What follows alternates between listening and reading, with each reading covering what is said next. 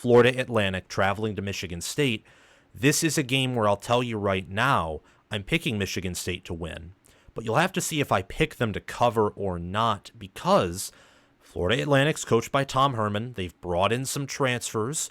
They have played teams semi-competitively. I remember with Clemson last year, they were playing them competitively, I think for a quarter or two. Then I think Casey Thompson got injured, and Clemson was going to outlast him anyway. But it just is what it is. Okay. So let's take a look. Let's observe Florida Atlantic traveling to Michigan State. The Michigan State Spartans host the Owls on Friday. It's another night game. They're currently favored by 14 points. The last time these two teams met in 2011, the Spartans won 44-0. They had a shutout. Michigan State that year went 11-3. They made an appearance in the Big Ten Championship game, losing to Wisconsin, and it was one of the better seasons of the 21st century for Michigan State, and one of the many great seasons under Mark D'Antonio. Mark D'Antonio is gone. He's retired. He's living his life. Jonathan Smith is in after a Mel Tucker regime that was one of the least efficient and most preposterous in college football recent memory. I was almost going to say in college football history, and I think that wouldn't necessarily be inaccurate with the whole, sexual harassment scandal, with the mismanagement of the roster by Scotty Hazelton, by Jay Johnson, poor strength and conditioning, poor assistant coaching everywhere except for Courtney Hawkins, who was retained by Jonathan Smith and his staff, which I thought was a very, very good move. He's recruited well. He's developed well. I can't wait to see what he can do with a receiver room that honestly looks, I would say, weak, if I'm being honest. Tight end will probably be stronger than wide receiver, and I wouldn't be surprised if Velling led the team in receptions and even receiving yards and receiving touchdowns this year. This is a nice opener for the Spartans. And I say that because Florida Atlantic, well, they have Tom Herman as their head coach, and they're not the worst group of five team. They're not Memphis. They're not Boise State. They are not Tulane. They are not Liberty. They're not at the top of the group of five hierarchy. I would say they're more so in the middle, maybe below average, maybe above average. I don't know the nitty gritty of FAU, of the Owls, but I know that they're not up there. They're not an FCS school either. They're somewhere in between. I think the biggest question for Michigan State is not even about Aiden Childs, because I think Aiden Childs has proven himself at Oregon State, and while you want to see him do well at Michigan State in year one, this is a rebuild.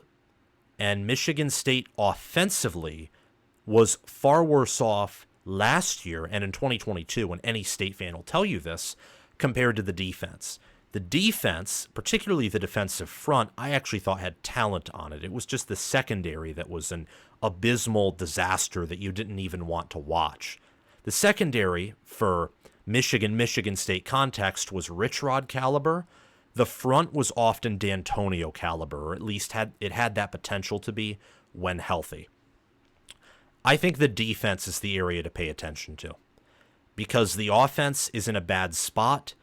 I think that they will need another year of transfers and their own exclusively, by exclusively I mean all the recruiting in the 2025 class is done by Smith, the 2026 class, and his staff.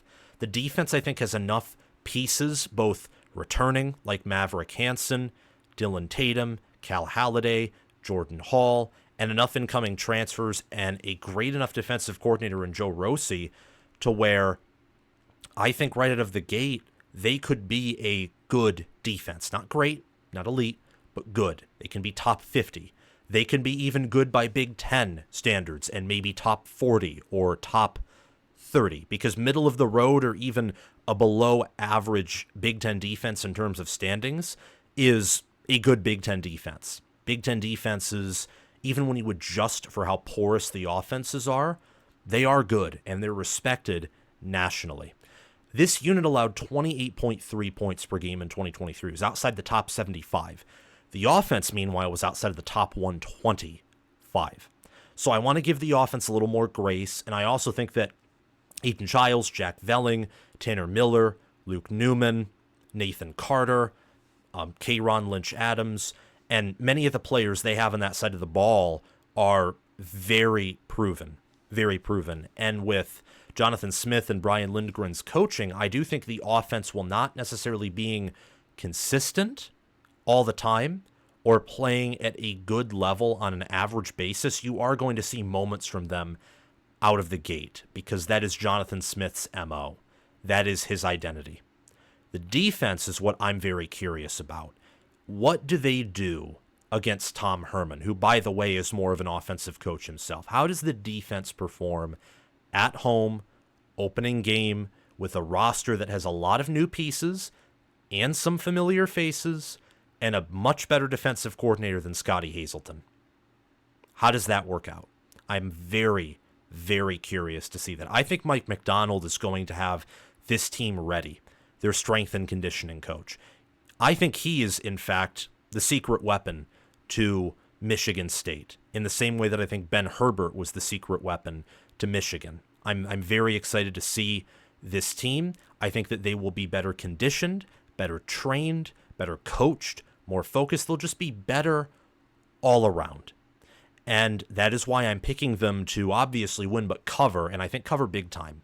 I think that with the talent on offense that Michigan State has, with Aiden Childs, with Nathan Carter, with K'Ron Lynch-Adams. Lynch-Adams was a guy who rushed over 1,000 yards at UMass last year. Nathan Carter had 4 rushing touchdowns, didn't have any in Big Ten play, but he nearly had 1,000 rushing yards and ran for 4 yards per carry behind an offensive line that was just, it wasn't atrocious, but it was bad. And then Michigan State had no passing game to speak of, so he had no help. And he'll have a lot more help with Tanner Miller and Luke Newman coming in from the transfer portal. And Michigan State does return some offensive linemen that I think can be better coached and utilized and put in a better position to win this season. So I think the offense is going to score. I do think the defense will show up and I think have a good game as well. They won't be perfect. I mean, this defense is not going to be top 10. I'm just going to tell you that right now. If they somehow are, then Joe Rossi is like, he's DeAnton Lynn. And at that point, then a top 10, perhaps top 5 defensive coordinator nationally. And while I think he's great, I don't think he is at that caliber. But with very little recruiting talent, he did field the defense with Minnesota in 2021 that finished the year in the top 5 of numerous statistical categories, and I think it was top 10 by ESPN's Football Power Index efficiency ratings.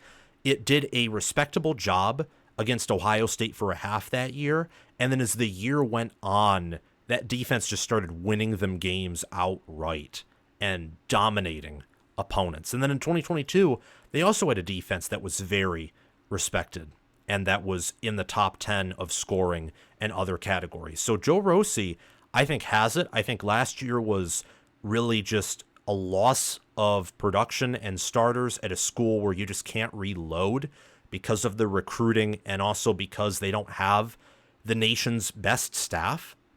So that was a culmination of things. It was a snowball effect, and that's why Minnesota didn't have a good defense. The Joe Rossi hire was good.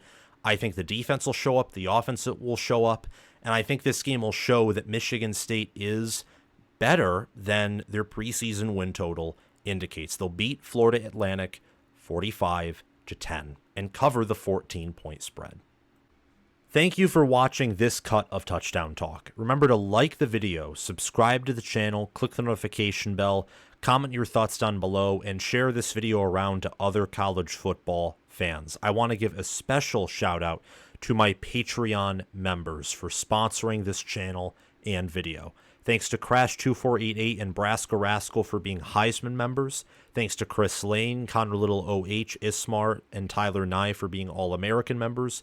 And thanks to John Lynn, Roaming Gnome, Matthew Sale, Austin Christmas, and Janisha Cockrell for being all conference members. If you want direct message access to me, and also after 6 months of membership, free signed College Football with Sam merchandise delivered to your door, merchandise of your choosing, I may add, sign up as a Heisman member for $25 a month and stick around for 6 months. All American membership is $10. All conference membership is $5. If you want merchandise regardless, check out my merchandise store via the link in the description or down below in the pinned comment. It's high quality stuff. I wear it for all of my streams, and that's because it's comfortable, high quality, athletic, stretchy. It's really good clothing, and I encourage you to check out my merchandise store along with my Patreon page, which are in the links in the description and in the pinned comment. Have a great day, guys, and I will see you in the next one. Bye-bye.